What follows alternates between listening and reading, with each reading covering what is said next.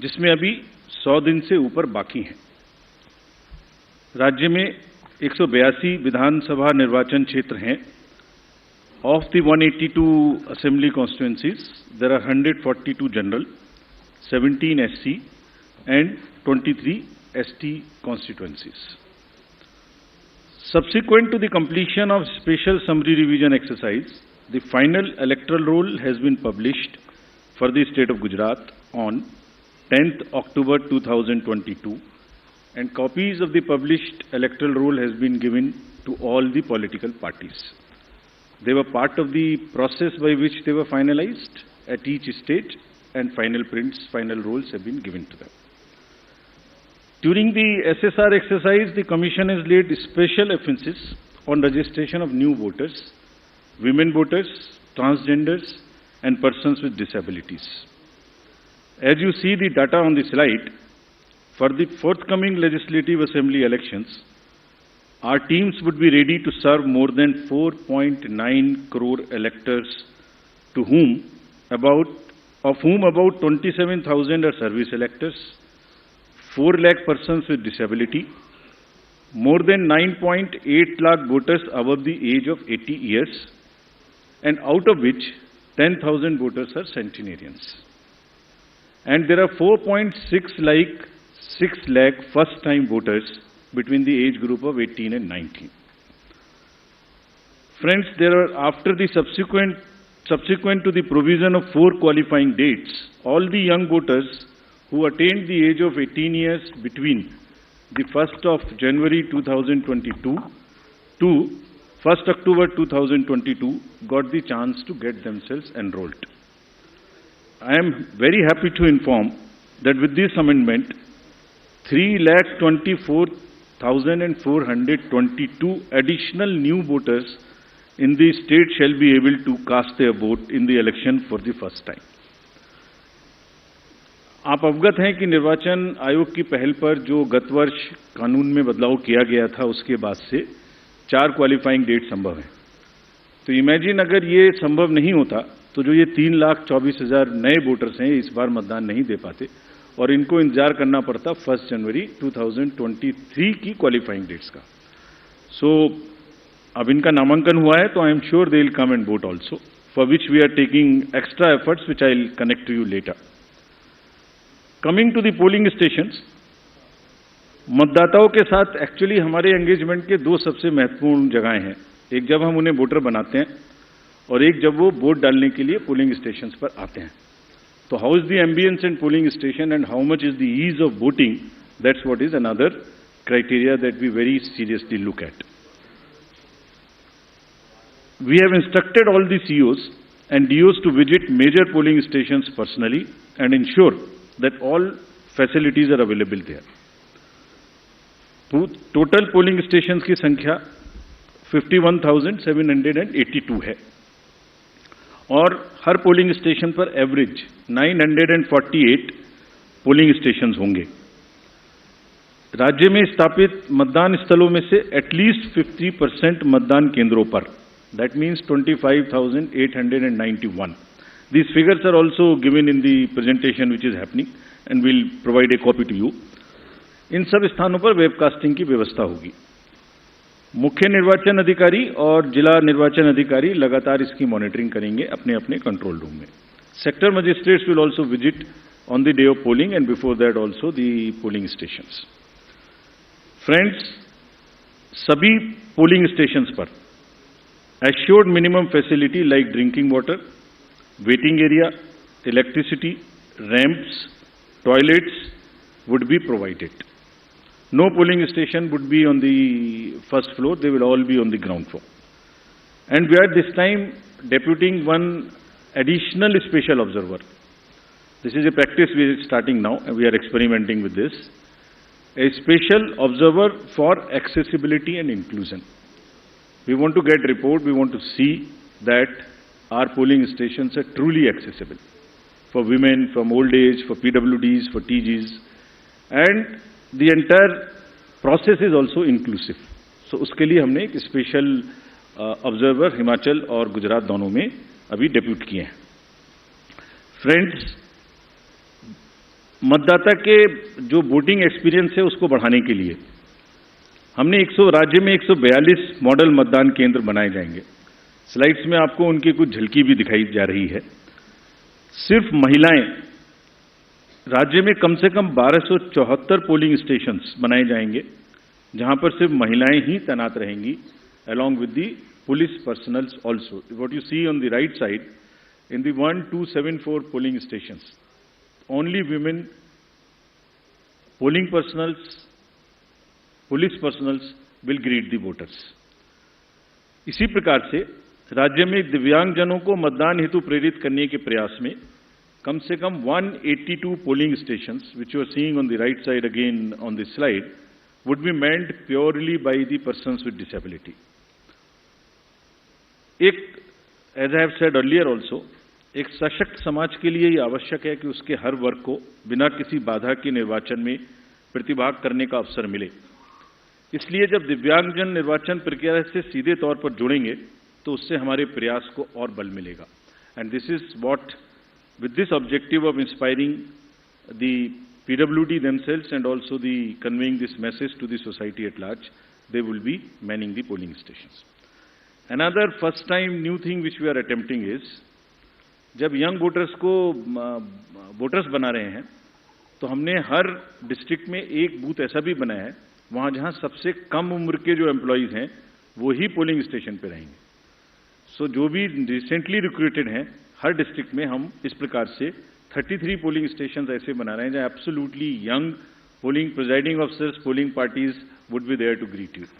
So something like what is being shown here.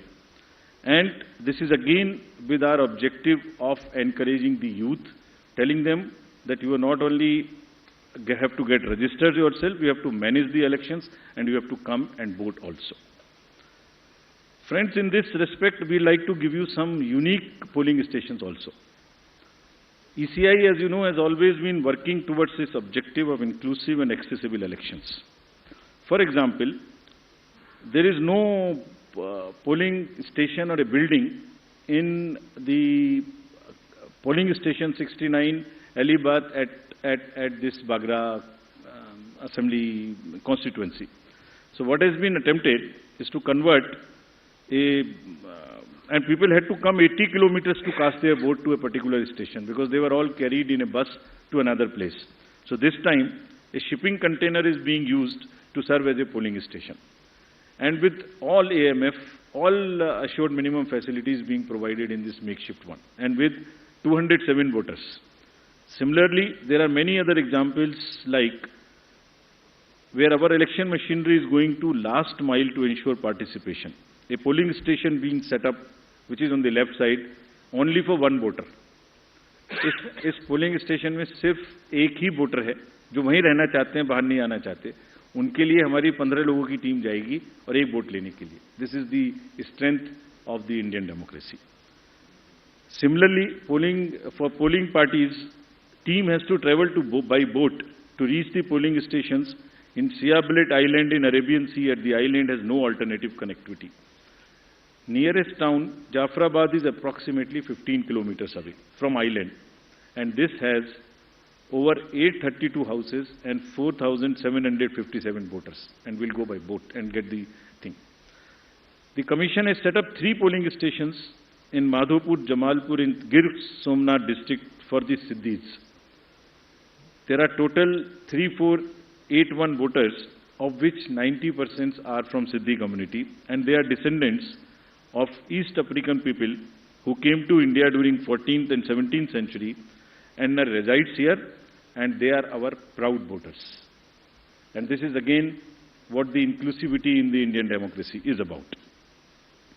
At the cost of repeating, my friends, I would reiterate, if we, the Election Commission team, put in such concerted effort to ensure a polling station with a 2-kilometer reach for voters, replete with all facilities, तो voters का भी ये जिम्मेदारी बनती है कि वो vote देने के लिए अवश्य आएं। आपके माध्यम से मैं उनसे ये अपील करना चाहता हूं। Now about senior citizens. Commission has also endeavored to bring the polling stations to the doorstep of those voters who face difficulties in coming to the polling stations. This optional facility of postal ballot will be available to all these voters who are 80 plus, PWDs with the benchmark of 40% disability, and if by chance anybody is suffering from COVID. And a polling team comprising of 2 polling officials will go to their houses, which will be videographed, which will be with full security and under full information and knowledge of the political parties and candidates, with an option to accompany them.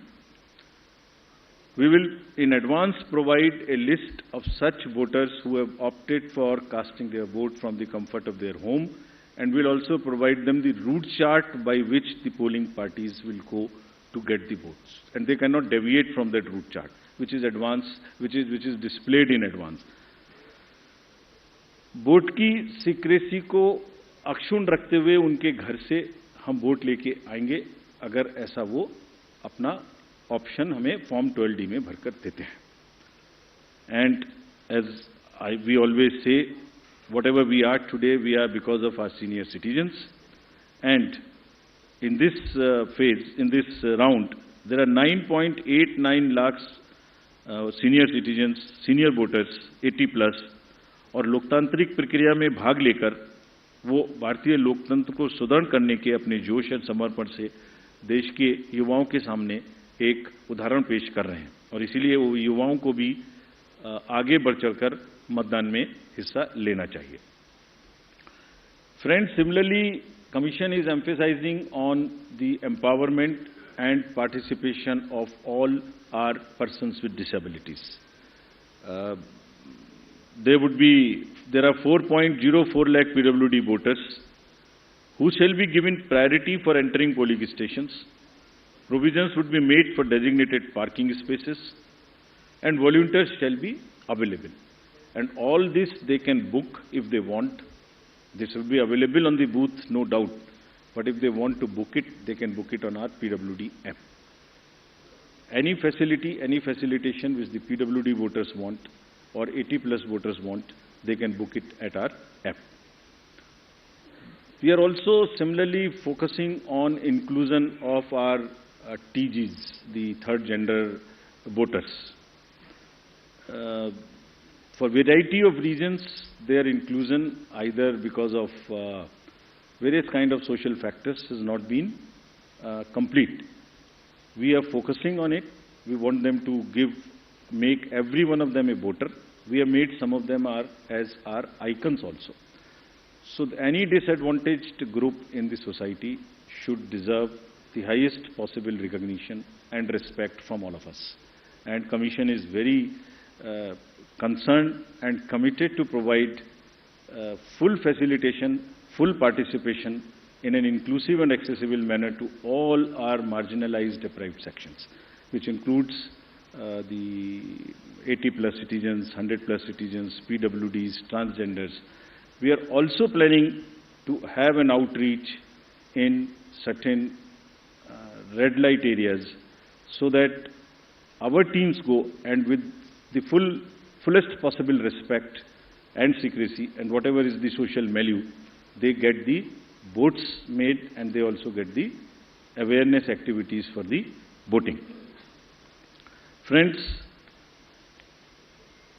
2017 की comparison में there is a 100% increase in the number of transgenders in the state of Gujarat. There are 1417 TGs who are now registered, and it's actually a sight to be seen to believe when they come forward. They came forward when we went to Gujarat last time, and the kind of enthusiasm they had in participating and even becoming our icons to convey to the others that you come and vote for us. So we very happily recognize their commitment, and there are now 1417 voters. Just to inform you, there are now 44,904 registered third gender voters in the entire country, and even counting. In this SSR, we'd again do a great, whole lot of effort to make them our voters. Friends, next is about the participation of the citizens. ये पहले भी हम आपको दिखा चुके हैं कि C vigil के माध्यम से अगर नागरिक अपनी कोई भी शिकायत दर्ज करना चाहते हैं तो उनके फ़ोन से ही उनका लैटिट्यूड लॉन्गिट्यूड रजिस्टर्ड हो जाएगा, सारी शिकायत वहीं आ जाएगी। अगर नहीं करना चाहते हैं तो अगर लिख नहीं सकते तो एक कागज़ पर लिख के फ़ोटो खींच के अपलोड कर सकते हैं, और जो भी शिकायत वो करेंगे उसकी 60 मिनट्स में एक टीम कॉन्स्टिट्यूट होके जाएगी और विद इन 100 मिनट्स उनको उसका रेस्पॉन्स मिलेगा कि आपकी शिकायत सही पाई गई, आंशिक रूप से सही पाई गई या नहीं पाई गई, और उस पर ये एक्शन हुआ। तो अगर किसी भी चुनाव की प्रक्रिया के दौरान कोई भी सिटीजन कोई मनी पावर, कोई मसिल पावर, कोई किसी भी तरीके का दुरुपयोग देखते हैं या किसी पोलिंग पार्टी का दुरुपयोग देखते हैं के द्वारा, तो निश्चित रूप से सी विजिल का यूज करें और उस पर कमीशन को खबर करें। Similarly there is a Suvidha portal, there is a PWD app portal. Suvidha portal is for the candidates to get any facility they want to get from the election commission and from the staff. इसमें यह भी सुविधा है कि अगर जैसे उनको उदाहरण स्वरूप ग्राउंड बुक करनी है, तो इसमें सुविधा है कि ऐसा नहीं है कि ये डिस्ट्रिक्ट ऑफिशियल्स की मर्जी पर है, जो पहले अप्लाई करेगा उसको पहले मिलेगी, first in first out. This is what the digital lock-in on the Suvidha app provides, and we have given specific instructions to everybody कि सबको लेवल प्लेइंग फील्ड मिलनी चाहिए. जो पहले अप्लाई करे उपलब्धता के आधार पर पहले ग्राउंड, पहले फैसिलिटीज उन्हीं को मिलनी चाहिए without any discrimination between the political parties. Similarly, the next important disclosure is about the KYC app. किसी भी नागरिक को, किसी भी वोटर को अपने कैंडिडेट के बारे में कुछ भी जानना है तो जो एफिडेविट नॉमिनेशन के दिन फाइल करेंगे उसकी पूरी की पूरी कॉपी, जिसमें उनकी क्रिमिनल डिटेल्स अगर कोई हैं तो उनके अकाउंट्स की detail, income, expenditure, assets, everything is available on the website, जिसको हमारी वेबसाइट पर भी है, और वो specifically KYC, know your customer, know your candidate. उस नो योर कैंडिडेट में आप उसकी एजुकेशनल कैंडिडेट की क्वालिफिकेशन क्या है, उनका आर्थिक और क्रिमिनल बैकग्राउंड अगर कोई है तो वो क्या है, सब इस पे उपलब्ध होगा. This is all part of disclosure so that voters can take informed choices. और अगर कोई क्रिमिनल बैकग्राउंड है तो कैंडिडेट्स को उसको मैंडेटरीली पब्लिश करनी पड़ेगी एक राष्ट्रीय और एक क्षेत्रीय अखबार में, और सोशल मीडिया पर उनको 3 बार उसकी डिटेल्स पब्लिश करनी पड़ेंगी. और साथ ही साथ पॉलिटिकल पार्टीज को ये भी बताना होगा और उसको पब्लिश भी करना होगा कि वो उन्हें क्रिमिनल के अतिरिक्त कोई दूसरा कैंडिडेट क्यों नहीं मिला. They should give reasons, make it public so that voters know कि उस क्षेत्र में क्रिमिनल बैकग्राउंड के अलावा कोई भी और कैंडिडेट ढूंढने में पार्टीज को क्यों और किस प्रकार से इतनी कठिनाई हुई, ये जरा एक्सप्लेन करना पड़ेगा उनको रीजन से, सो दैट वोटर्स जाने कम से कम कि सिर्फ क्रिमिनल बैकग्राउंड के लोग ही पार्टी को मिल सके. For great emphasis which we want to give and just to explain to you on the inducement free voting and expenditure management. There is a zero tolerance which has been conveyed and will be conveyed further, that government machinery has to be absolutely impartial, fair, and provide the level playing field. It's a zero tolerance. This is being conveyed and has been conveyed to all the officials who are involved, be it civil officials, police officers, enforcement agencies. If there is any instance which is found that there is a violation of this by any officials, we'll deal with this very, very sternly. Similarly, expenditure sensitive constituencies, there are strict instructions to police, excise department, GST departments, coast guards, income tax, EDs, railway protection force, CISF at the railway station. And let me give you the figures, though they are still increasing and counting. In Himachal elections in 2017, total seizure was 9 crores. It has already crossed 28 crores now, including liquor, mining, and drugs and various kind of things. And still there are 10-12 days to go. We are sure this figure will increase, nothing would move.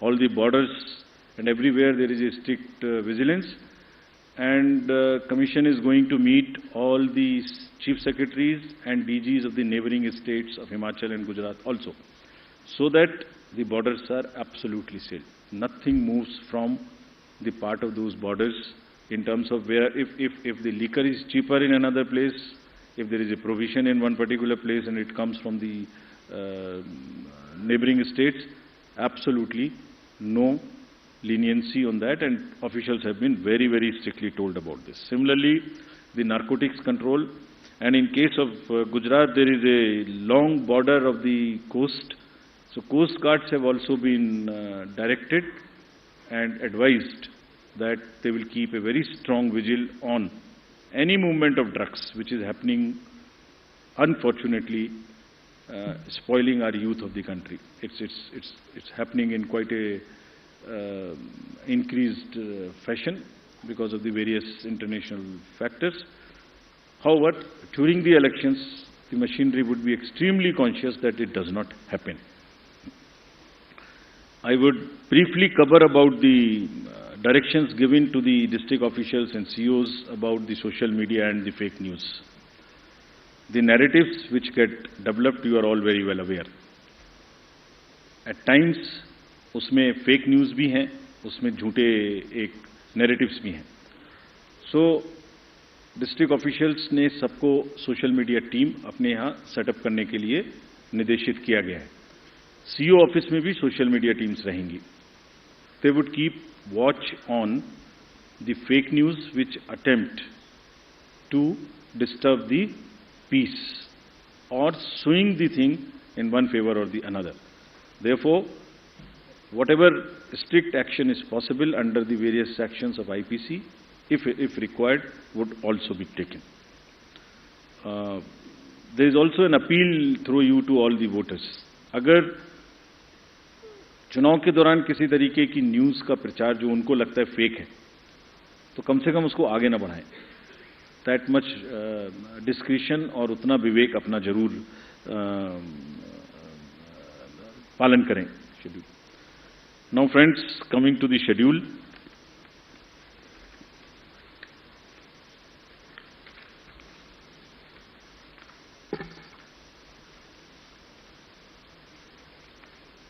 The date of issue of notification would be for the first phase 5th of November.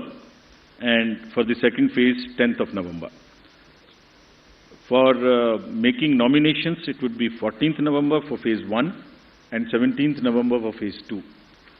Date of for scrutiny of nominations would be November 15th and 18th respectively.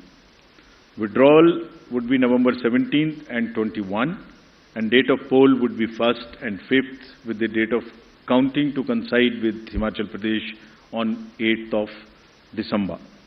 And the entire process would be completed on 10th of December. So this is what is the schedule. And lastly, as we always say, media is the biggest ally of the Election Commission. तो आपके माध्यम से मैं सभी voters से ये appeal करना चाहता हूँ कि वो इस चुनाव में बढ़ चढ़ के हिस्सा लें, निष्पक्ष तरीके से लें. अगर कहीं कोई उनकी समझ से इरेगुलर एक्टिविटी या पार्शियल एक्टिविटी है तो उसको सी विजिल के माध्यम से जरूर हमें खबर करें, and we will ensure that they get the answers in 100 minutes. Thank you very much. एक मिनट, हम क्वेश्चंस लेंगे. आप प्लीज पूछने के पहले अपना नाम और ऑर्गेनाइजेशन का नाम बोलें. मैं फर्स्ट रो से लेती हूँ क्वेश्चंस. पहले आपने प्रदीप. सर, ये मैं प्रदीप हूँ, टोटल टीवी न्यूज़ से. मैं जानना चाह रहा हूँ सर, जो अनाउंस हुआ है गुजरात का चुनाव और जिस तरीके से सवाल उठे थे कि देरी हुई है, हिमाचल का जब चुनाव अनाउंस आपने किया था, इन बीच कई सवाल उठाए गए, देरी को लेकर सवाल उठाए गए, तो क्या इन आरोपों का आप जवाब देंगे? वन और टू मोर. मोहित आशीष, आप अपना सवाल. सर, मोहित दुबे, न्यूज नेशन से हूँ. सर, लगातार निष्पक्षता को लेकर आप लोग बात करते रहे कि हम फ्री एंड फेयर चुनाव हम लोग करवा रहे हैं. सवाल कांग्रेस ने उठाया है, आपके ऊपर निशाना साधा और कहा है कि आप स्वायत्त संस्था है, निष्पक्ष संस्था है, लेकिन इमोजी 3 बंदरों की लगा दी है। क्या आपकी प्रतिक्रिया होगी कांग्रेस के लिए? कोई और सवाल इसी से? सर यही सवाल था मेरा कि सर इधर आशीष हूं एबीपी न्यूज से, जो मोहित ने सवाल किया फ्रंट रो पे। सर आपके ऐलान के साथ ही प्रिंसिपल ऑपोजिशन ने ही जब ये सवाल खड़ा कर दिया है कि आप निष्पक्ष चुनाव इन अदर वर्ड्स नहीं करा रहे हैं, इस पर आपका रिस्पॉन्स जरूर जानना चाहेंगे।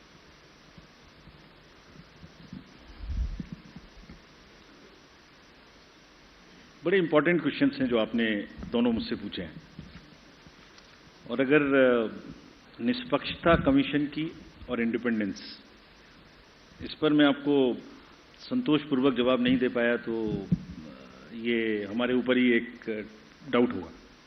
तो इससे पहले आपके प्रश्न पे आऊं मैं। जहां तक डिले का प्रश्न पूछा अभी एक साथी ने, आपको एक्चुअली दी अनाउंसमेंट में बहुत सारी चीजों को बैलेंस करना है, जिसमें there is a tradition of counting it together, there is weather, there is a difference between the date of last term of the assembly, the number of days on which MCC would be introduced. So there are a large number of factors. So there are certain factors which let me tell you in case this particular case. Announcement जो आज हम कर रहे हैं वो अभी भी last date of जो टर्म है असेंबली का वो 18 फरवरी 2023 में है, उससे 110 दिन पहले है। Still it is quite in advance. There is still time. But then it gets constrained by or limited by or we have to factor in the elections in the other state. Then from counting 72 days gap between announcement, this is on 8th of December and the 18th of February. Still there is a 72 days gap. So it's a combination of various things which also seriously have in consideration the last date of the term of the House. We are well before that. It is well within the factors of consideration, seeing the polls in the nearby states. Now coming to the larger question which you have asked about the independence. So actually इसमें actions and outcomes actually speaks louder than words. तो मैं आपको कितना भी बोल के समझाने की कोशिश करूं, उससे ज्यादा जरूरी यह है कि हमारे जो एक्शंस हैं और जो हमारे रिजल्ट्स आते हैं वो सही हैं कि है नहीं। अगर हम ये कहते हैं कि हमारे रिजल्ट सही नहीं है जो निकल के आते हैं, तो संभवतः ये इंडियन वोटर का बहुत बड़ा अपमान है। Elections after elections since the country has got independent, large number, 14, 15, large number of assembly elections, results have shown that at times those who are critical of the commission have got surprising results. I don't want to go into details as to how many times it has happened. लेकिन जो भी party किसी भी कारण से या जो भी कैंडिडेट किसी भी कारण से कुछ सवाल उठाते रहे हैं, जब रिजल्ट आए तो उनको मालूम हुआ अरे ये तो सवाल मुझे नहीं उठाना चाहिए था, ये तो मेरे फेवर में ही रिजल्ट आ गया। हमारे पास इंस्टेंसेज हैं कि चुनाव शुरू होने से पहले लंबी लंबी चिट्ठियां आती हैं कि ईवीएम मशीन्स खराब हैं, इनको बदल दीजिए, तो वही ईवीएम मशीन उसी पार्टी को जिता देती है। फिर वो प्रश्न बंद हो जाते हैं, फिर वो रिजल्ट एक्सेप्ट हो जाता है। सो चुनाव आयोग की निष्पक्षता, चुनाव आयोग की धारणा, और मैं इसमें कहना चाहूंगा हमारे लिए नई बात नहीं है, ये एक लीगेसी है, और ये इतनी प्राउड लीगेसी है इस कंट्री की, जितने भी पूर्व के, आज तो चुनाव आयोग बना नहीं है, जितने भी रिजल्ट्स हमारे पूर्ववर्तियों ने दिए हैं, ये उसी की स्ट्रेंथ है। और आपको एक चीज, I wish you were there in this, we could have invited you to the international conference we have on the EMBs a few days back. There are terminologies like democratic recession, democratic backsliding, which are being used world over in the democracies. The election management bodies of the various democracies, including the established democracies, if they don't have election management bodies, so election authorities are facing serious issues of fake narratives, और चुनाव से पहले एक negative माहौल बनाने का जो प्रक्रिया है वो it's a part of it, we are aware. कभी कभी जब क्रिकेट का मैच होता है तो दोनों पार्टी हारने के बाद कोई भी पक्ष एम्पायर को भी ब्लेम करता है। यहां तो कोई थर्ड एम्पायर है नहीं जो पीछे जाके हम बॉल बाई बॉल देख सकें, लेकिन जो रिजल्ट निकल के आता है वो इसकी टेस्टिमनी है और ये विरासत है जो हमारे पूर्ववर्ती सभी आयुक्तों और प्रमुख और मुख्य चुनाव आयुक्तों ने बनाई है, which is it, and this is it, and the results are the biggest testament of the impartiality of the commission.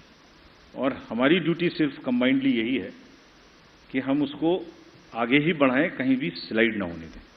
And we are sure that Indian election management body, believe me, whenever we go internationally, I went to World Election Bodies meeting also, India's leadership automatically suo motu gets accepted of the Election Commission in guiding the election integrity. So there are two parts. One is the overall democratic functioning. Second part is the delivering elections, integrity of the election process. When it comes to the integrity of the election process, India becomes the natural choice, and world over, our leadership is accepted. You saw recently in the conference which just got over, Greece accepted co-leadership with us. Mauritius accepted co-leadership with us. IFES accepted co-leadership with us. The dignitaries from world over came, and we are going to do 2 more conferences like this. So we'll, by action, continue to show that we are 100% impartial, and whenever the specific instances are there, please bring it. We have given you a challenge on C-Vigil, bring it to our notice. If we do not respond in 100 minutes, then please ask us that specific question. Next question, Aishwarya. Ma'am.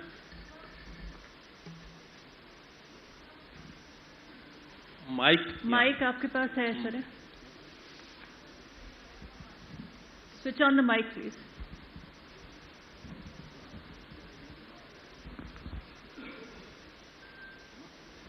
Hello. Hi sir, this is Aishwarya from Aaj Tak. So one of the allegations is कि PM का दौरा था गुजरात में, उसकी वजह से जो चुनाव की डेट थे उनको पीछे खिसकाया गया. इस पर सर क्या प्रतिक्रिया? सर, ये तो हम कवर कर चुके हैं. इसका जवाब मैं आपको इसको दे देता हूँ. इसका आंसर मैंने मल्टीपल फैक्टर्स के केस में दे चुका हूँ. कितने दिन बाकी हैं, कितने दिन पहले हम अभी भी कर रहे हैं, और ये भी संज्ञान में रखिए कि रिसेंटली एक दुखद घटना भी वहाँ घटी, उस वजह से भी थोड़ा हम लोगों को डिलेट हुआ. आज कल भी जैसे वहाँ स्टेट में स्टेट मॉर्निंग थी, तो it's a multiple factors. Sir Neeraj, news 18 India से, नेटवर्क 18 से. मेरा सवाल है कि अभी आपने तमाम राजनीतिक दलों को पत्र लिखा था कि आप जो घोषणा पत्र में चुनावी वादे करेंगे उसका फॉर्म में जिक्र देना होगा कि धन कहां से आएगा, राजकीय एक्सचेकर पे क्या प्रभाव पड़ेगा. ज्यादातर राजनीतिक दलों ने उस योजना का, आपके प्रस्ताव का विरोध किया है कि चुनाव आयोग के मैंडेट में नहीं आता. चुनाव आयोग की टिप्पणी क्या है उन जवाबों पर, और चुनावी वादों के प्रति और मतदाताओं के प्रति जो राजनीतिक दल अपने वादे करते हैं उनकी रिस्पॉन्सिबिलिटी को कैसे सुनिश्चित करेंगे कि वो वादे पूरा करें. और एक जानकारी चाहता हूं आपसे, आपने कहा था कि पिछले कई वर्षों में आपने मॉडल कोड ऑफ कंडक्ट को कम किया है अवधि को, तो क्या गुजरात विधानसभा चुनाव में यह सबसे छोटा अवधि है मॉडल कोड ऑफ कंडक्ट का? ये जानकारी चाहता हूं. Thank you. पहले चेक और कोई है, पहले एक और ले लीजिए. रिकॉर्ड ले लेता हूं मैम. रमन, न्यूज 24. इससे रिलेटेड हो तो कहें. इससे रिलेटेड ये गुजरात विधानसभा चुनाव की अवधि, विधानसभा की अवधि 18 फरवरी तक खत्म हो रही है. उससे काफी पहले आपने चुनाव की घोषणा की. अगर चुनाव की घोषणा करनी ही थी तो हिमाचल के साथ क्यों नहीं की? गया पूरा ये मैम. वो भी है मैम, यहाँ पे वो भी है. Saurabh Sharma from ATV Bharat. Sir, अभी कुछ दिन पहले गुजरात के स्टेट होम मिनिस्टर ने एक स्टेटमेंट दी थी कि दिवाली से पहले कि जो भी ट्रैफिक रूल वायलेशंस करेगा अक्टूबर 21 से 27 के बीच में उसके खिलाफ कोई वायलेशन का बैन नहीं लगाया जाएगा, कोई फाइन नहीं लगाया जाएगा.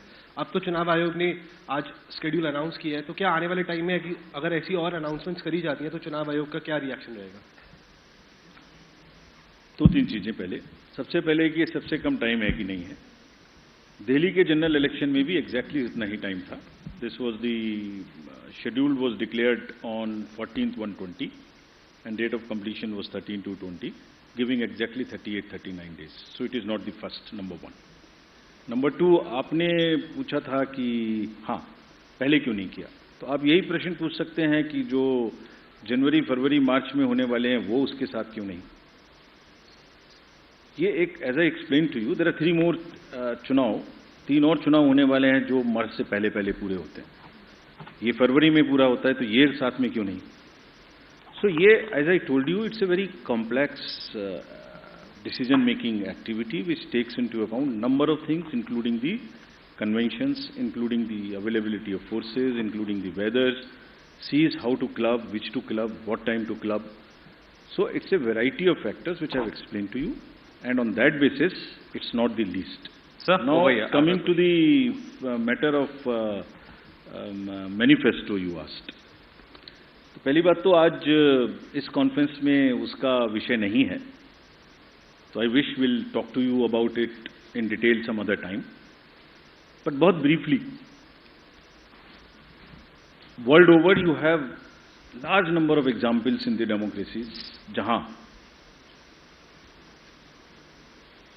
पॉपुलिज्म की वजह से, उस तरीके के अनाउंसमेंट्स की वजह से serious macro economic constraints and stresses are visible in the democracies.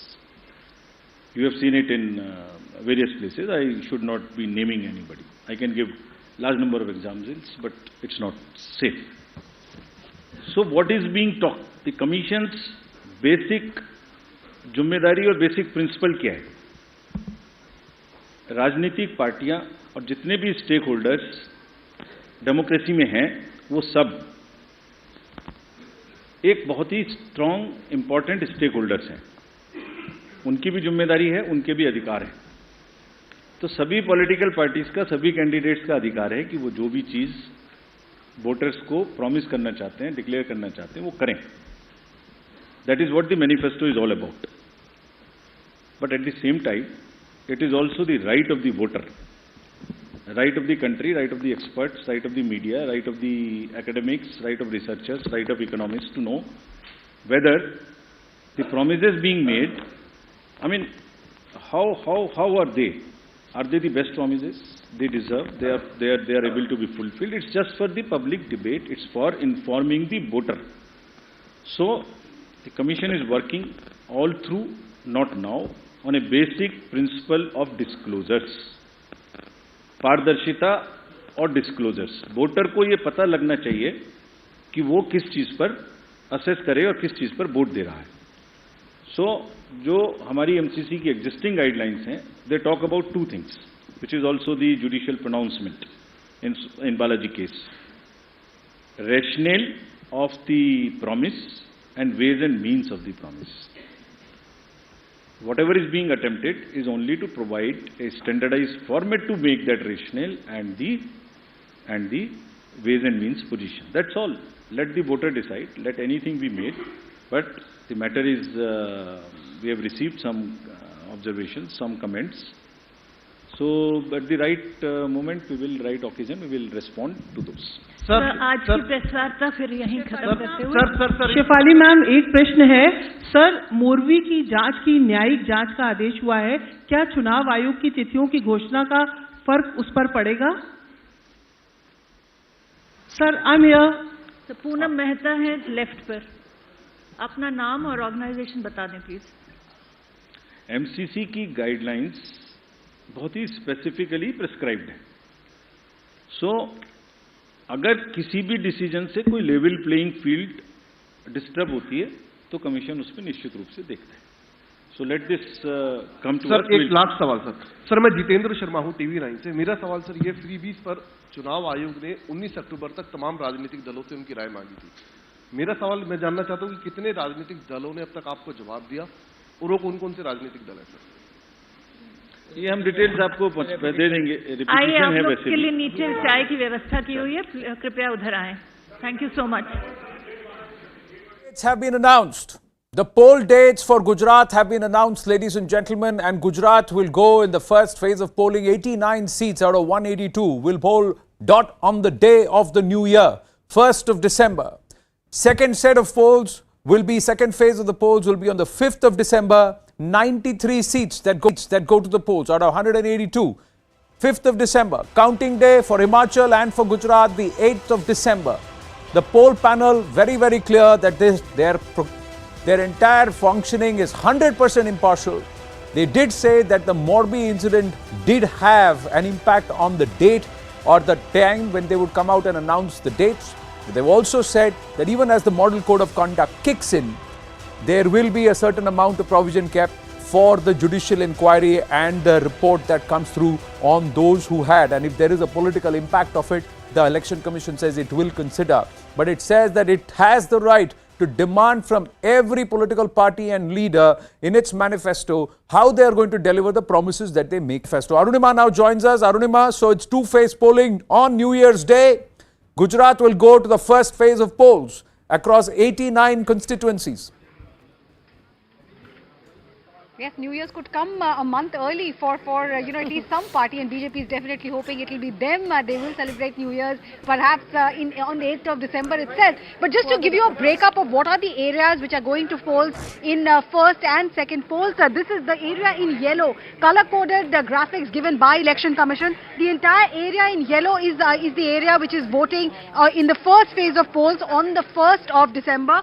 This is the area of Kutch, Morbi, which has just faced this incident of bridge collapse, is also going to vote in the first phase. Surendranagar, Jamnagar, Rajkot, Amreli, Junagadh, so Bhavnagar, so all of west and southwest Gujarat, also southern part of Gujarat, which is Bharuch, Narmada, Navsari, Valsad, all of that is voting on the 1st, and then on the 5th, it is the eastern and northeastern part of Gujarat. So the capital city of Gandhinagar, Banaskantha, Sabarkantha, all of them, Panchmahal district, Vadodara, Chota Udaipur, these are the constituencies which will vote in the second phase. And on 8th together, they will decide as to whether BJP will continue to rule Gujarat or new challenger Aam Aadmi Party will make any kind of dent into Congress Party's ambitions there. Well, so departure from the past, if we were to look at 2017 and now, is it similar constituencies or is there a shift in the manner in which the election is moving? Because last time the election started in Surat and this entire belt, Saurashtra, and then it moved towards central Gujarat and north Gujarat. Yes, so this time if you see the central Gujarat area, this is the area of central Gujarat that we are talking about here. Here is Ahmedabad, here is Surendranagar. You spoke about Surat as well. So that too is in that area. So in that sense, these are commercial districts of Gujarat, so to say. If you talk about Rajkot, if you talk about Surat, so in that sense, Vadodara also, there seems to be a split. This entire belt is not going at one go. Half of it is voting in phase 1, half of it is voting in phase 2. So that clear demarcation of center, I think, is not there. It's split more in terms of east and west. Yes, so I think that is a clear distinction there. 1st of December, 5th of December, 8th of December. So 1 month ahead of New Year. That's what the New Year's Day. My apologies, ladies and gentlemen. I got my timelines all warped up there. But 1st of December. And departure from the norm, are we going from west to east? How are the phases looking at this point, Shivani? I think what Arunima said is correct. It is broken a little bit. There are 4 regions that we've divided Gujarat in. So there are almost 3 regions, combination of 3 regions which are going to polls in the first phase. So let me just show you the phase-wise how it's going to move now. You've got, of course, southern Gujarat and all of western Gujarat, which is going to pay polls in the first phase. These are 89 of the 182 seats. This is the result from the 2017 assembly results. So as far as this phase is concerned, the BJP won 48 out of the 89 with nearly a 50% vote share. The Congress 38 with about just short of 42% vote share. Let's go across to phase 2 now. Of course, we've talked about the factors that affect, and now this is obviously all of the central plus the north region of Gujarat. So 93 of the seats are going to polls in the second phase actually. Here BJP 151, 48.8 the vote percent, the Congress 39. Of course, overall the regions, will give you a slightly better picture, Anand. When we have time, we'll break that down. How is this different from 2012 or is this a departure in terms of South and West going to polls first obviously compared to Surat North? that Maria was talking about. Yes, so it goes in last the time around, the BJP certainly, because Surat was seen to be the troubled district and it has the maximum number of assembly constituencies in fact. So we saw the elections take place in Surat, Rajkot, the entire commercial zone, as Arnima was pointing out. And the central part was divided between the two phases, and that's what it is. So more or less, I think it is the similar thing that we are seeing from same 2017. pattern. Arunima, same pattern. Yes. Was there any explanation on why this has been decided, or is this how traditionally the elections are conducted in Gujarat if they are in two phases, multiple phases?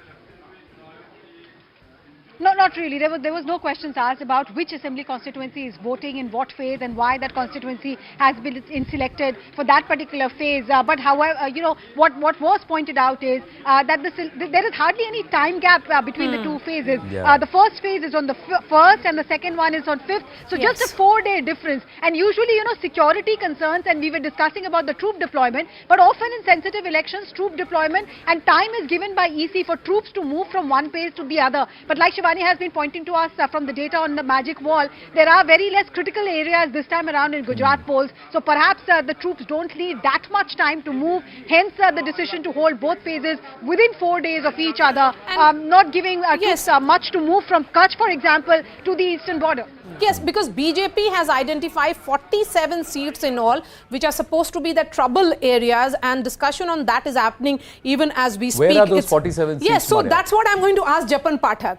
Japan Pathak, you have done micro-analysis. Okay, we've got Siddhant with us. We've got Siddhant Siddhant with us. So Siddhant, these 47 constituencies, how many of them land in phase 1? Now that we know that there are two phases, phase 1 is the 89 seats which are going to be in the south and the west of Gujarat. How many of these 47 constituencies fall in the first phase? The critical ones.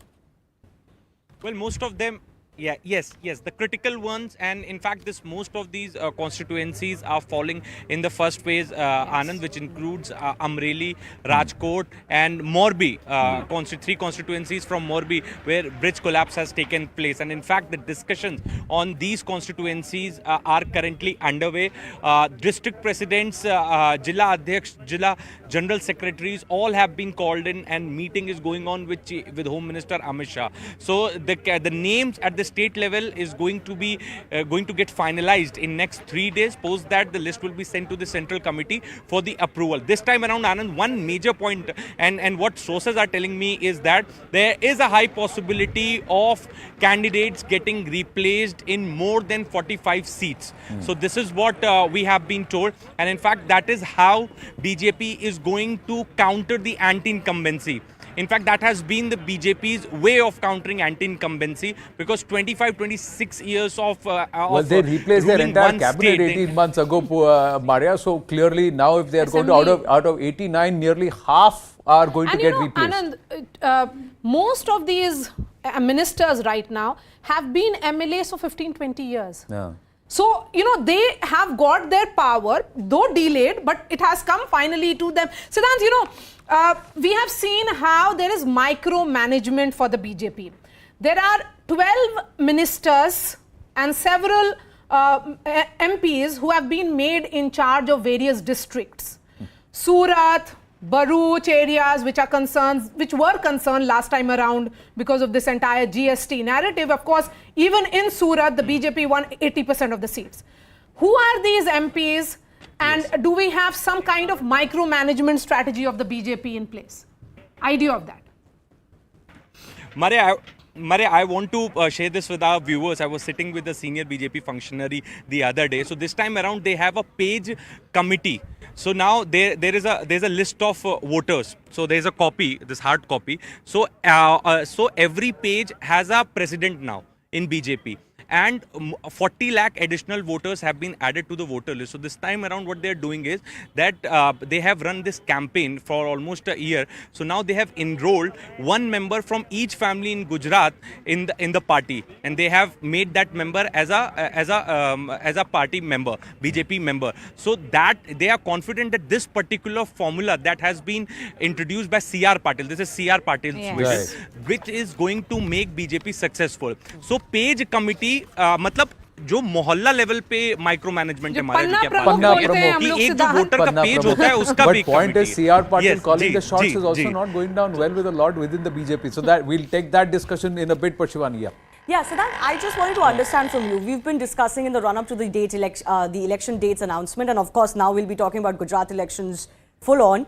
What are those issues? We were talking to our guests earlier that, Congress is making it a local campaign. There are local factors. They're not making it a national pitch. What are the issues before this Gujarat elections that could be trouble for the BJP or that the opposition would want to exploit? What are those issues on ground?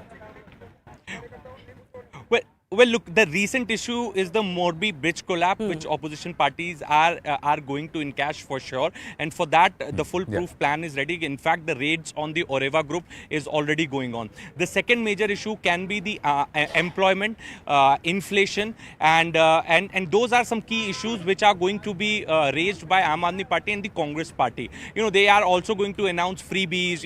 In fact, Mallikarjuna Kharge, I was going through Mallikarjuna Kharge's announcement. So they have also announced free electricity. Loan waivers for the farmers. So all those schemes are being announced. But trust me, this time around, BJP is so confident that they are saying that they are going to break 1985 a record of the Congress Party when Congress Party won 149 seats. So yeah, Madhav Singh Solanki's record. So they are so confident. They are saying this time around there is no factor. Exactly. As Maria was saying that last time around they said that demonetization has happened. Business community is not happy. Partidars are not happy. Then there were three leaders, young leaders from the...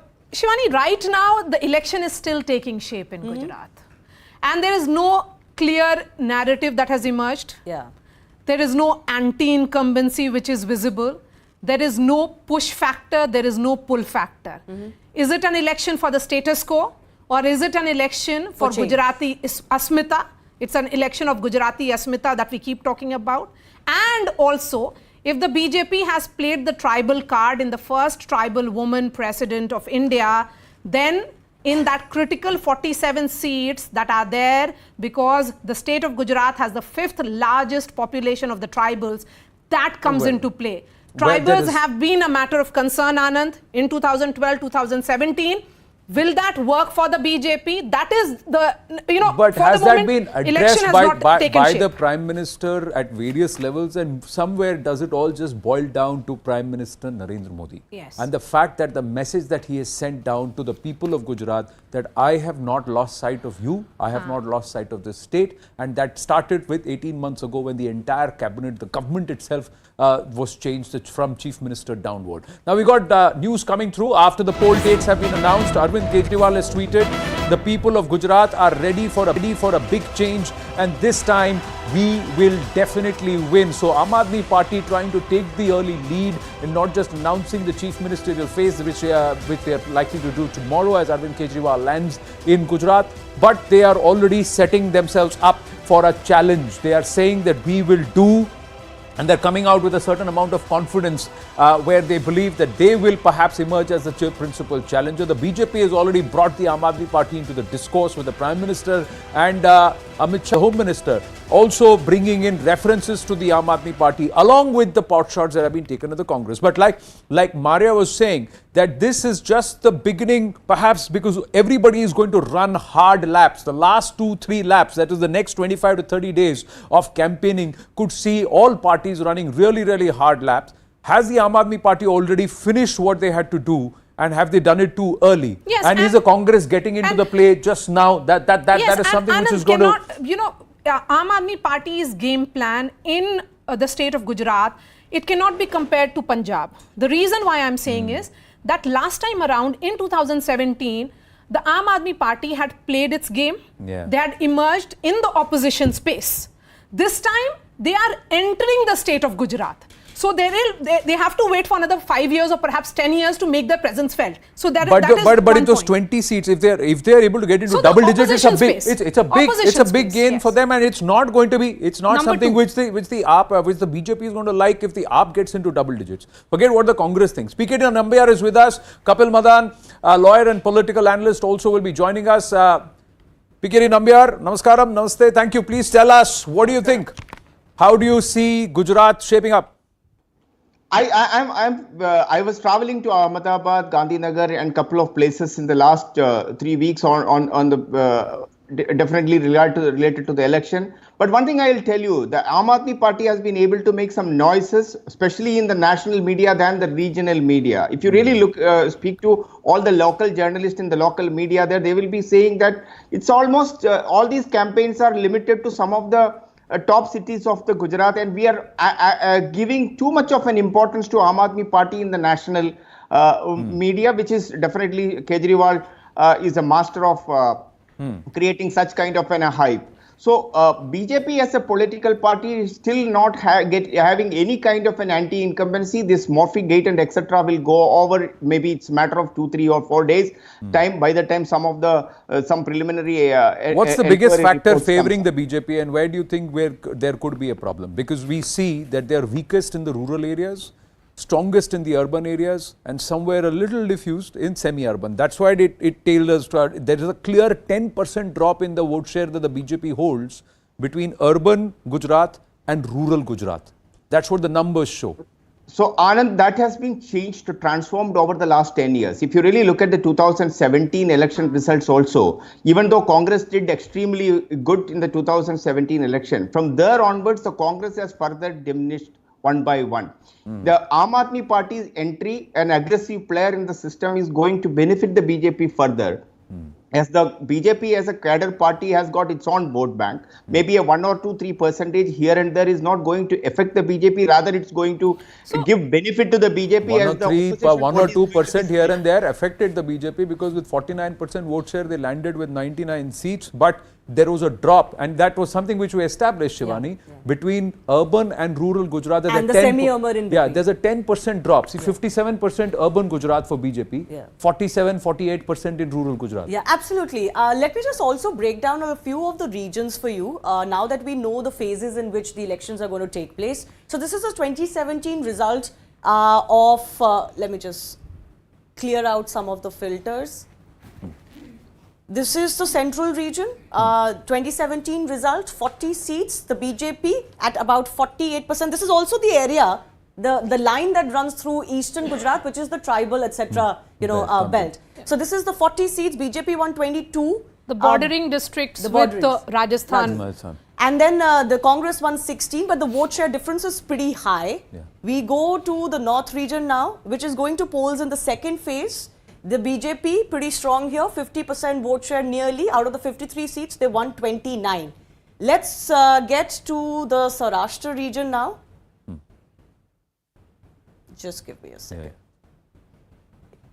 Yep, Saurashtra region now. This is going to polls in the first phase. Here, last time around, the Congress was stronger than the BJP. So the BJP will hope to make the gains back from the Congress. The Patidar factor was at play. That is where Hardik Patel himself was campaigning, and the entire movement was happening here. I was in two areas in the last Gujarat elections. One was Surat, as I was mentioning, because the GST and the demonetization factor was the biggest. Can I just say, you were talking about Surat. Even though there was agitation, even though there was a little bit of hesitation and the trader community was upset, they didn't know what lies in store for them, I didn't sense that they were looking for an alternative, which showed in the last result. Exactly. The other area I was in was actually Hardik Patel's constituency, where obviously he was a big figure. But remember, the results were not that great for Hardik Patel. But I'll just go through the last... Hardik Patel pulled crowds. I was there in that bike rally, and I was the kind of crowds that he pulled was phenomenal. He was a big name, big draw. But the results didn't quite come in favor of the Congress party, of that so-called Patidar agitation because of that. So he was not that happy in that. And this is the final South region. This goes to polls in the first phase. 25 out of the 35 seats the BJP won. They're strongest here. This is where Surat comes as well. So their vote share is pretty high. And the gap is nearly 18% here, Maria. If you were to see the first two regions, when you looked at central Gujarat and there is North Gujarat. So there is a 6% gap between the Congress and the BJP. It evens out when we come to Saurashtra as far as 2017 is concerned, when Congress and BJP are neck and neck. The moment the vote share closing in happens, despite the BJP pulling a little more, Congress tends to gain more seats, or the opposition is gaining more seats. This time around, where do you think the BJP will struggle? Is it going to be the same North and Central Gujarat? For the moment, after having not visited the ground, and PKD Nambiar, we have often seen that fatigue becomes a factor. But election after election, state after state, we have seen increasingly when you talk about the BJP, fatigue is not really a factor anymore. What is the reason, what can be the reason that will push the, the supporters and the voters of the BJP away from them? Is there some pull factor at all in these elections? Well, Maria, I'll tell you, as you said very rightly, that the fatigue is always a reason after 10 years of, if you really look at it from the last 30 years, most of the governments failed. They have been given at least a second chance if they are fairly performing. But the Gujarat is a very classic example of zero fatigue, zero anti-incumbency, because it's a most developed state. The party, not only under the regime of Narendra Bhai Modi and even the others, they have performed very well, and they have always, you will find most of the time the Gujarat is always talking about prosperity, new development, new projects. Even in the last 3 months, have you seen, except this particular 1 or 2 incidents, other than that, you will always find Gujarat is in the positive news. Another part is that, yes, the 2017, as Anand was just talking about, the Patidar movement, against the government, there was a Young Turks. Like, I remember that Anand was just riding ahead of this Hardik Patel. All those people, that Young Turks are over. Either they have diminished or otherwise they became a part of BJP today. So there is a huge change which has taken place in the last 5 years. Congress further Shankar Singh Vatela and all the young team, everybody is almost out. It's more of like a headless chicken. So that is where the Arvind Kejriwal is getting into it, just to get the troubled opposition. See, Arvind Kejriwal may be wanting to make space as the alternative to the Congress or the space of the opposition. Now, what the BJP tried to do in Bengal from 7 to 77, the Aam Aadmi Party made, or what the Aam Aadmi Party was able to do in Punjab in 2017, they may do it now in Gujarat. But Kapil Madan is here. Kapil Madan, where do you think will be the opposition's play? Can they stop the BJP from crossing 150? Will that be perhaps the victory if they get the BJP to somewhere around 110, 120? They may form, BJP may form government, but it's not going to be a runaway victory as what the BJP is wanting to aim. They want to do better than Madhav Singh Solanki in 1985. So Anand, if you look at the data, in fact, the Congress party has performed phenomenally, as compared to the previous election that were there in 2012, the Congress was up by 16 seats and the BJP was down by 16 seats. And if you look at the vote share, the Congress stood at somewhere around 41% of the vote share and the BJP stood at around 49% of the vote share. Yeah. While I do agree with you, the there is a reason why people call Aam Aadmi Party as a B team of the BJP, because we saw what happened in Gujarat, we saw what happened in Goa, and we saw what happened in Uttarakhand. How? No, let's talk about leadership. See, regional leadership, Kapil Madan. The fact is that Ahmed Patel's absence, is it hurting the Congress party? Because they are headless right now. Shakti Singh Goyal and the others, I know Shakti Singh ji personally, but they have not been able to create a dent or create an alternative. They have not been able to create a certain space for the Congress party. 2017 success was not did not reflect in 2019 Lok Sabha at all for the Congress party. And thereafter, those who thought they will fuel the Congress up, they've all moved and they've actually defected and they've all moved out to the BJP or they're looking at other options. What has the Congress party done to say that they will consolidate further from 2017 there? Anand, let me put the facts and the figure in a very straightforward manner. If you look at the history of the BJP, I think in the past 2-3 years they've changed CM like you change just like any other commodity. I mean, that has happened in Gujarat, that has happened in Uttarakhand. But it paid them dividends. No, it paid them dividends in Uttarakhand. It paid them dividends because going by that argument, you also changed the chief minister in Punjab. Congress also played that experiment.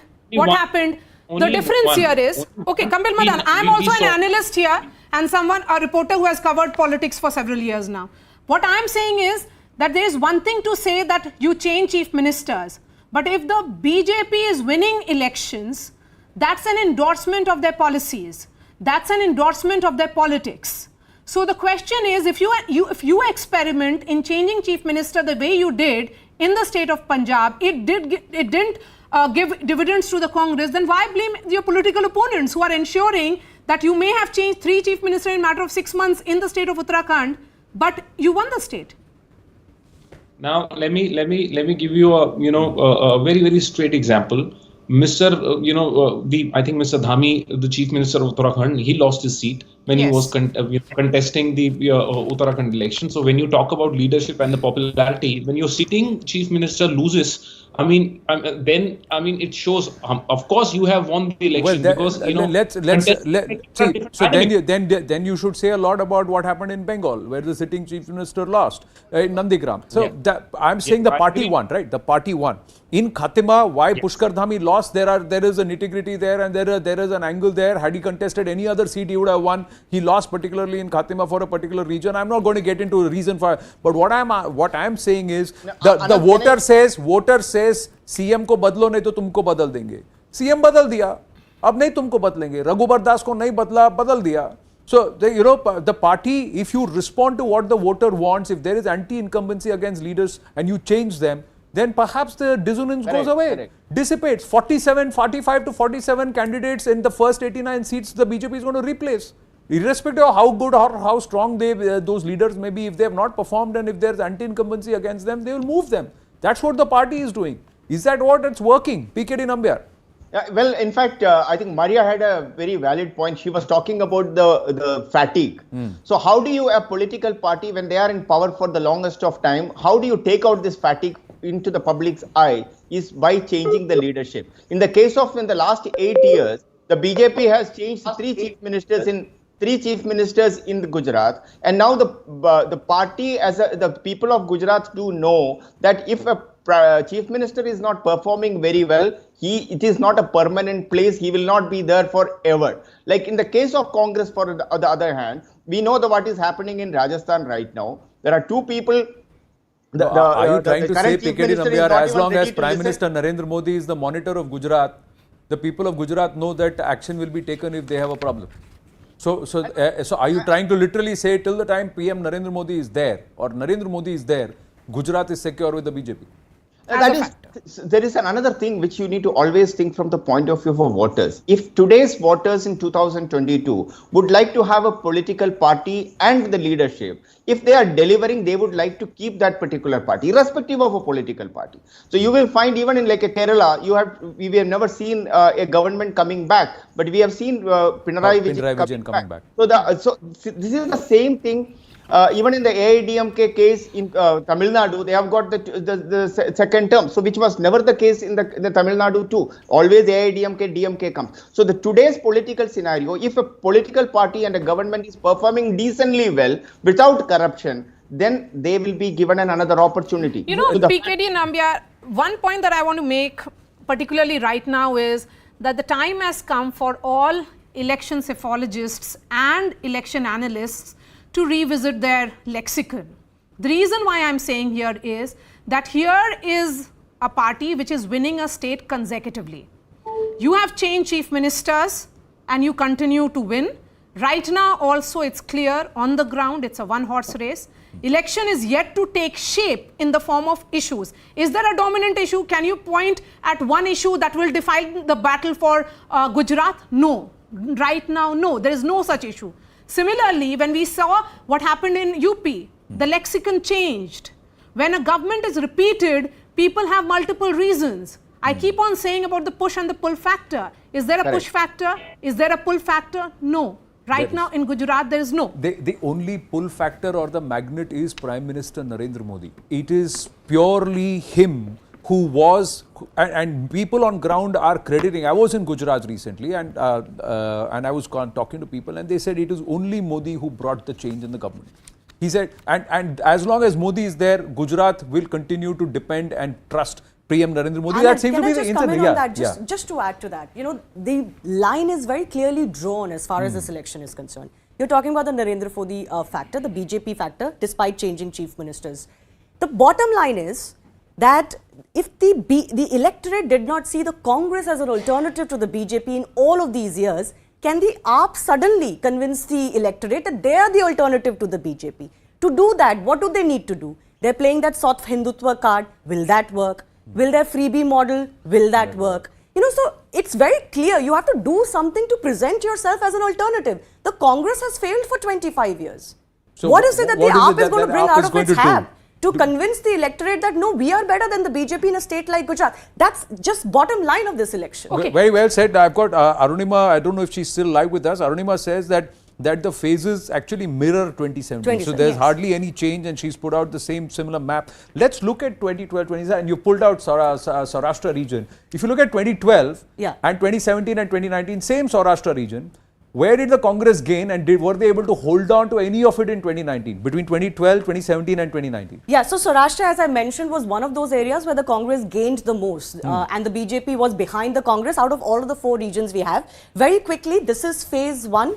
As it is mirroring the 2017 election. So this is again in 2022, the constituencies and the regions that will be going to polls. First in phase 1, which is December 1, and that's 89 out of the 182 seats. Those are the results from last time around. You see almost an 8% difference in the vote share and 10 seats difference as far as the major contenders are concerned, which is the BJP and the Congress. And then this is the north and central region, which was phase 2 last time around also. It is again phase 2, 93 out of the 182 seats, 51 out of those was won by the BJP, 39 by the Congress party. But the vote share also continues to be big. You wanted to see Saurashtra? If you take Anand? Saurashtra and say 2012, and if you were to plot 2012 and then come to 2017, see 2012, there are pockets except in central Saurashtra, and yeah. 1 second. You have Saurashtra. So this is Saurashtra from the 2012 elections. So you have all of this central, all of this is with the BJP, right? The moment we go to 2017, it's all taken over by the Congress. It's just colored blue. It is obviously the region where the Congress gained the most, but I would urge you to look at the vote share as well. The vote share was tied between the two parties. The seats, though, did go to the Congress more in the 2017 election. And now if you look at 2019, what happens in 2019 Lok Sabha? 2019 is a different picture. It's just gone. The Congress wasn't able to carry forward the gains of 2017 to 2019, but it is a different ballgame. It's a different ballgame altogether. Lok Sabha elections we have seen. Let's look at Odisha. It goes to polls simultaneously. Assembly, Lok Sabha held together. In Odisha, the BJP makes gains. In Lok Sabha in 2019, in Assembly, it's Naveen Patnaik all the way. So I don't think so. It's a fair analysis anymore to make that comparison between that. PKD Nambiar, I'm coming to you. You were in Ahmedabad, as you say. What exactly is the issue among the first-time voters? Because the first-time voters do not have the memory of the tenure of governance of Prime Minister Narendra Modi. So the first-time voters, I call this new-gen voters, who are social media-friendly people. And in that front, whatever is the glittering things, the new things which is taking place in Gujarat, Gujarat do not have the similar kind of challenges of a UP or any other places. Whatever you say, the unemployment, there are enough opportunities in Gujarat. Today, from a south to a UP to all the places, people are going to for an employment opportunity in Gujarat. It is industrial. It's a predominantly a progressive state.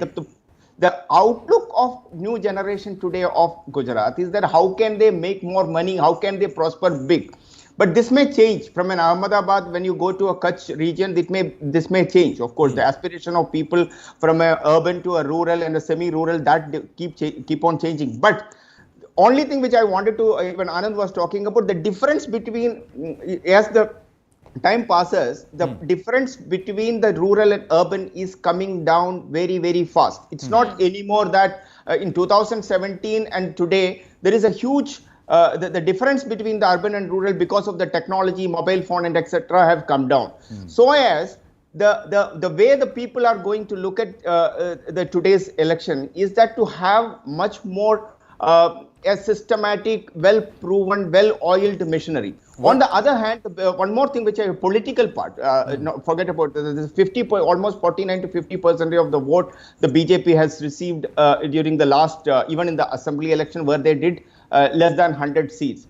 Now, 49 and maybe a 52 percentage vote will completely change. So, what is going to be the rest of the 50% vote which has not gone to the BJP's kitty? So, no, you said 52%. So, are you saying that the BJP is now aiming to ensure that they have at least a 3 to 4% vote share gain, especially in the critical seats which they lost this time? Are they trying to look at a 52 to 53% vote share minimum while they target a 55% vote share? Is that what they're trying to do to ensure they cross that 150 mark? Absolutely. Not only that, so I will not be saying that 150. I am only talking about a 125 plus. Now, how that 125 plus is going to happen is from the point of view, even if you take a 50% vote share for the BJP, the remaining 50%, at least 10 to 15% of the vote will be taken away now by the Aam Aadmi Party with this aggressive posture.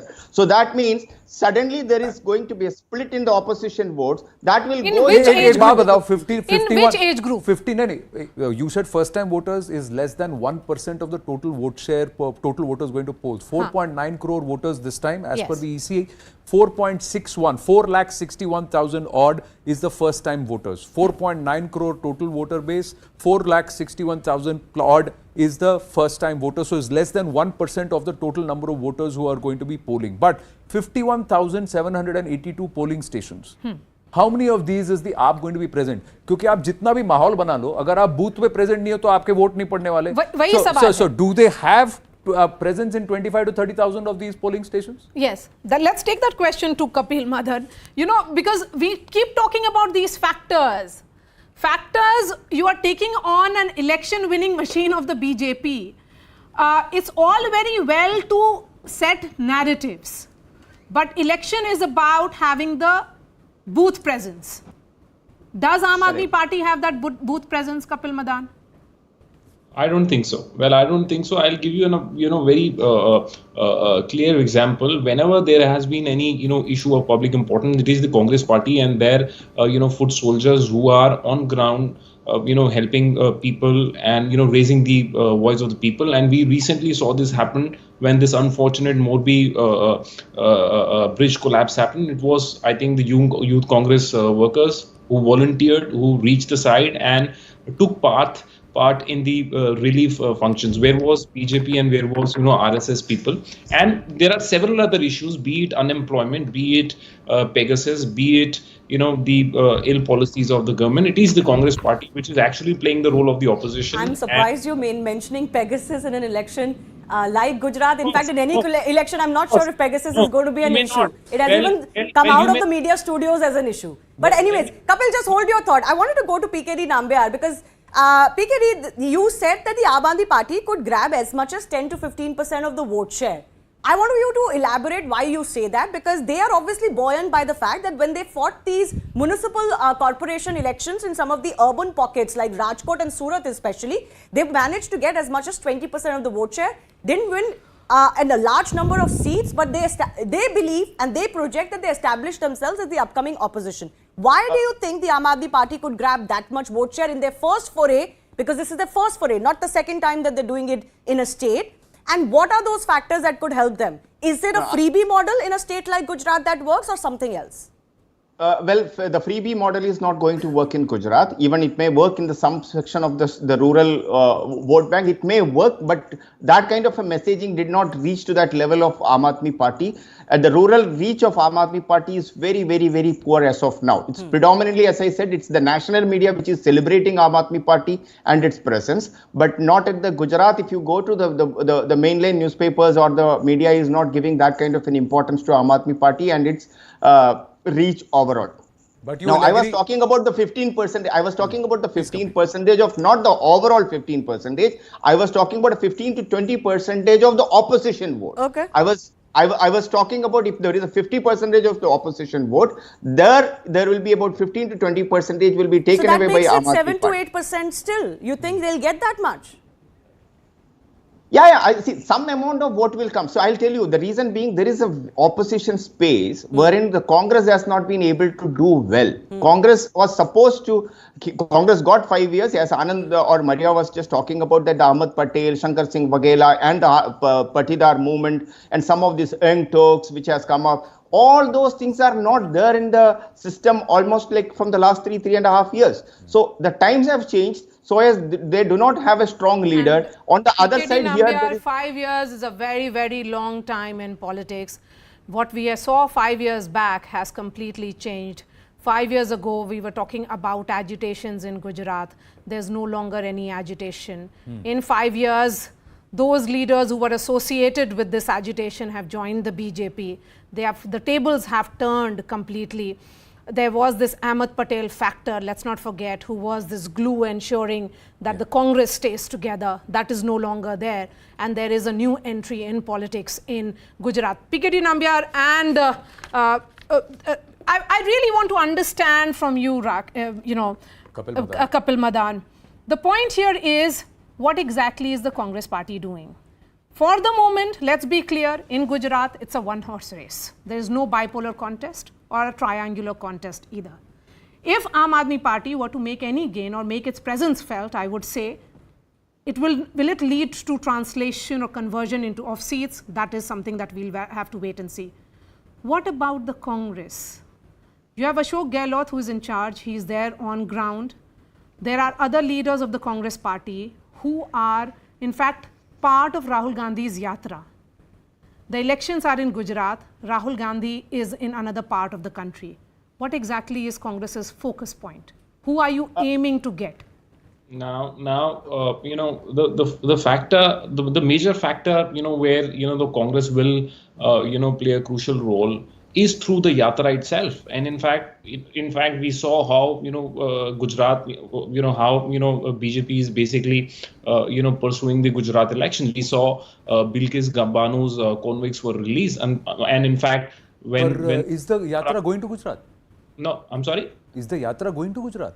So that's not the point, Anand. That's not the point whether the yatra is going to Gujarat or not. The yatra, the message of the yatra is to highlight the divisive politics of the incumbent BJP government and to bring the country together, to bring all. Well, sometimes, Kapil Madan, I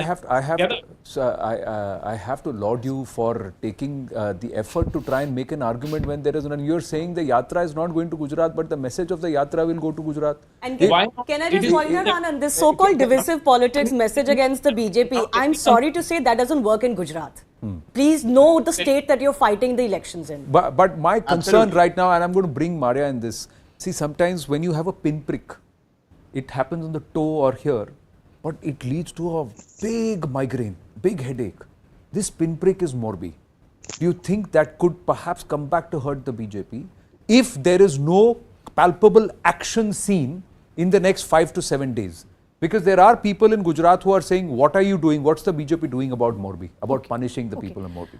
All the 48 hours that we heard the narrative emerge from Morbi, did any of them question the state government? Did any of them, because there were sound bites coming from the ground zero, Anand. And if there is anger, that should have translated into Chief Minister se jawab mango, isse jawab mango, wasse jawab mango. That was not the case. Let's be clear, Morbi happened on Sunday evening. The entire monitoring was happening from the Prime Minister's office. He was in touch with Bhupendra Patel, the Chief Minister. MOS home, Harsh Sanghvi was on ground. The monitoring in terms of the DGP's presence, the Chief Secretary's presence was there. Prime Minister landed after the rescue operation got over, because if there is a movement of the Prime Minister, Anand, because there is the administrative movement as well. And even as we speak, the Oreva company, which is right there at the center of this entire unfortunate incident, it is being raided. So, will Morbi be a factor? For the moment, I don't see that as a factor. If there is action happening, Piketty Nambiar, then it becomes concrete that as long as there is Modi, there will be justice for Gujarat, or there will be something. So, then it's a clear narrative.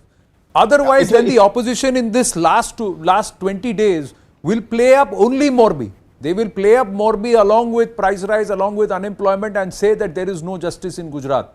That's what they will try and turn it around. You know how the narrative will be spun by the opposition. They're already doing it.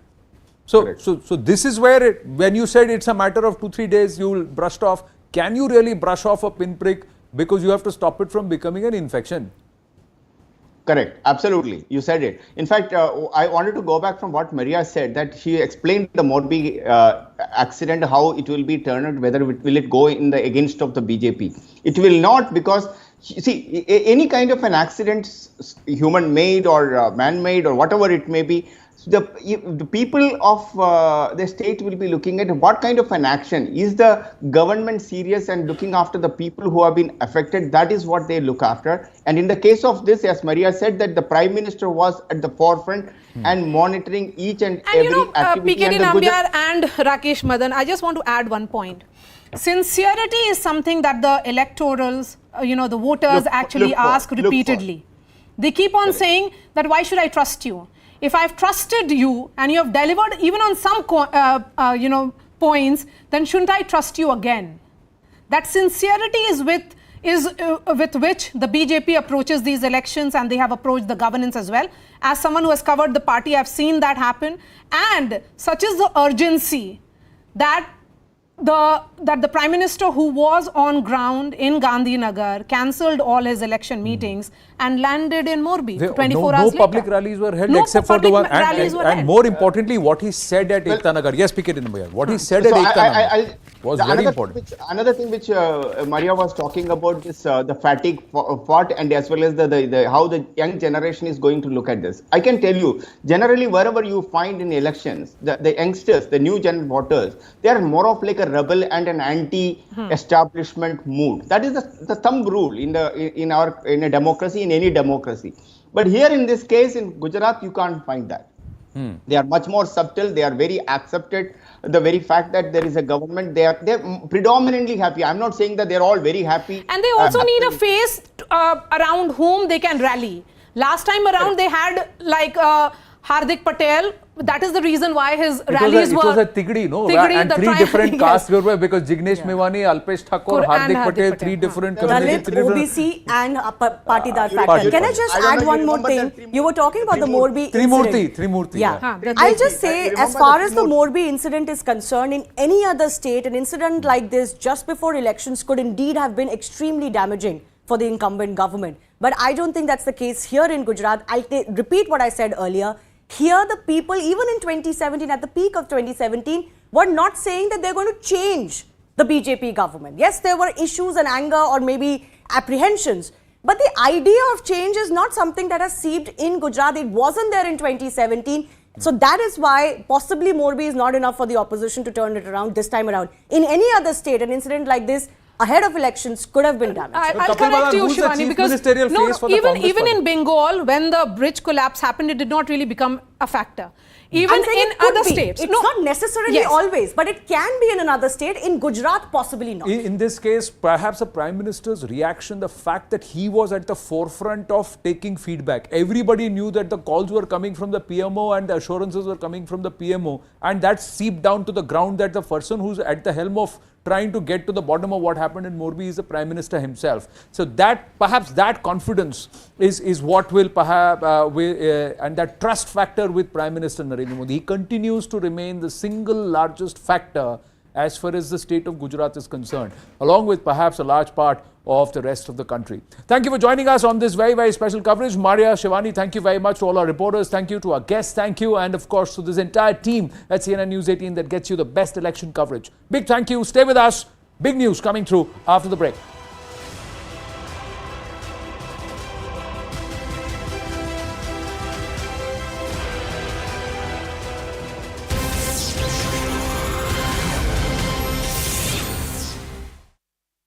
Well, good afternoon. Thanks a lot for staying with us here at CNN News 18. I am Ridhima Bhatnagar. We'll be getting you all the top stories over the next 1 hour. Of course, the dates as far as the Gujarat elections are concerned, they're now out. We're understanding we will see those elections in 2 phases, the 1st of December, the 5th of December, and then the verdict will be out on the 8th of December. We will be talking about all of that and a lot more, but we're beginning this broadcast with some breaking developments coming in.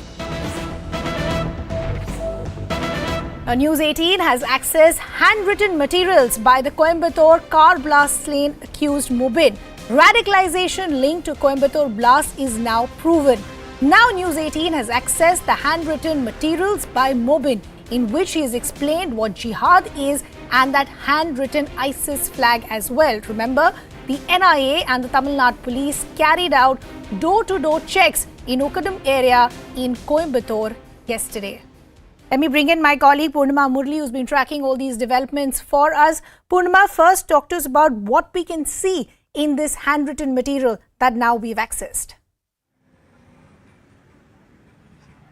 Well, it's a 4-page document that News18 Tamil Nadu's reporter Guruswamy has accessed. In fact, the first note says that human beings are divided into Muslims and non-Muslims, and then talks about the role of Muslims in the Holy Quran that they read. The other note talks about jihad and says and speaks about how the old and children are weak and only teenagers are very strong. So it categorizes jihad based on the age groups. That's one part, and there's also a slate with an ISIS flag that was in fact seized. All these were seized from the residence of Mubin by the Coimbatore police on the 23rd of October, and based on these evidences only they then decided to in fact get the help of the NIA, considering that there have been documents talking about allegedly about jihad